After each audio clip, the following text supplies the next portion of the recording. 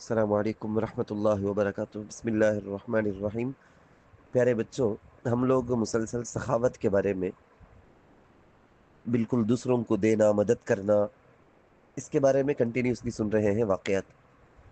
بچوں، آج میں آپ کو وہ مشہور واقعہ سناتا ہوں جو حدیث کی کتاب میں، تفسیر کی کتابوں میں واقعہ لکھا ہوا ہے۔ وہ واقعہ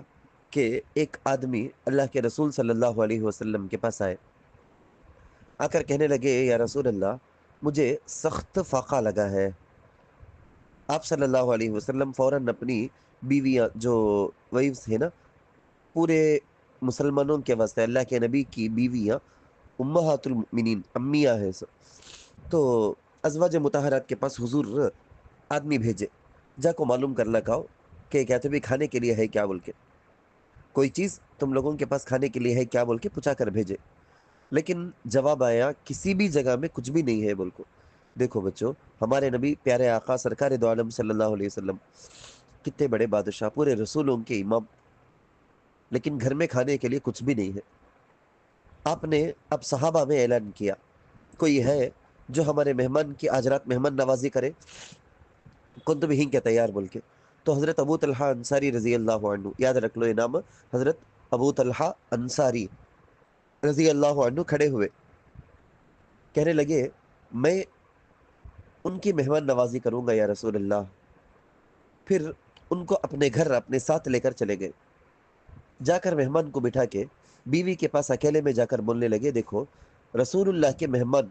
ان کو میں لے کر آیا ہوں، ان کی خاطرداری میں، ان کے خیال رکھنے میں کسی قسم کی کوئی کمی نہیں آنا، کسر نہیں چھوڑنا۔ ان کی بیوی کہنے لگی، صحابی کی بیوی، ارے آج تو ہمارے گھر میں بچوں کے کھانے کے علاوہ کوئی چیز ہے ہی نہیں، صرف بچوں کے کھانے کے لیے کچھ ہے، اس کے علاوہ کچھ بھی نہیں، ہم کو بھی خالی پیٹ سونا ہے تو انہوں نے کہا کہ نہیں نہیں، دیکھو بچوں کو بہلا پھسلا کر کیسا بھی کر کے سلا دو، ہم بھی آج اللہ کے نام، اللہ کے نبی کے مہمان کی خاطر بھوکے رہ جائیں گے، اور جو کھانا ہے نا اس کو لے کر آؤ، جب ہم کھانے بیٹھیں گے تو کسی طرح بہانہ کر کے چراغ بجھا ڈالو، کیونکہ ہمارے زمانے کے جیسا کرنٹ کا زمانہ نہیں، وہ لائٹ جلنے کے لیے نہیں، کچھ بھی نہیں، روشنی کا انتظام کیا بولے تو صرف چراغ جلانے کا، چراغ بجھا دیے تو بالکل گھر اندھیرا۔ تو انہوں بولے کسی بہانے سے چراغ بجھا دو تاکہ مہمان یہ سمجھے کہ ہم بھی ان کے ساتھ کھا رہے ہیں۔ اب سب مہمان کے سامنے دستر سجا دیے، کھانے کے لیے سب بیٹھ گئے، ان کی بیوی جیسا انہوں بولے تھے ویسا کر دیے، کیا کچھ کرے جیسا چراغ کو بجھا دیے۔ مہمان نا، اچھا سب بھی کھا لکی ہمیں بھی کھائیں گے بول کو، ان کے پاس کتنا تھا کہ انہوں پورا کا پورا کھائے، گھر میں تھا سو کھانا ٹوٹل چتا جو انہوں کھائے، خود انہوں بھی، وہ صحابی بھی، ان کی بیوی بھی، ان کے بچے بھی، سارے کے سارے بھوکے رہ گئے۔ صبح ہوئی، یہ حضرات رسول اللہ صلی اللہ علیہ وسلم کی خدمت میں گئے تو آپ نے فرمایا فلاں مرد اور فلاں عورت سے اللہ نے تعجب کیا اور ان کے بارے میں یہ آیت نازل کی، بلکہ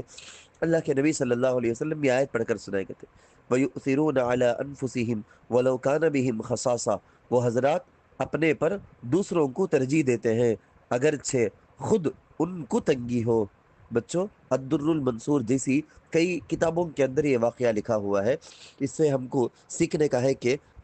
ایک موقع آ گیا، اللہ کے رسول، دین اسلام، اس کی خدمت کرنا ہے تو پھر ہمیں وہاں اپنی راحت، اپنا مزہ، اپنا انجوائے، میری بیوی، میرے بچے، میرا گھر، میرے دوست کر کے نہیں،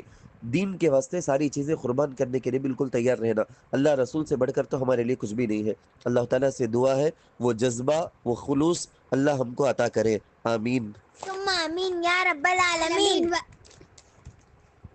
یا رب، وآخر دعوانا الحمدللہ رب العالمین۔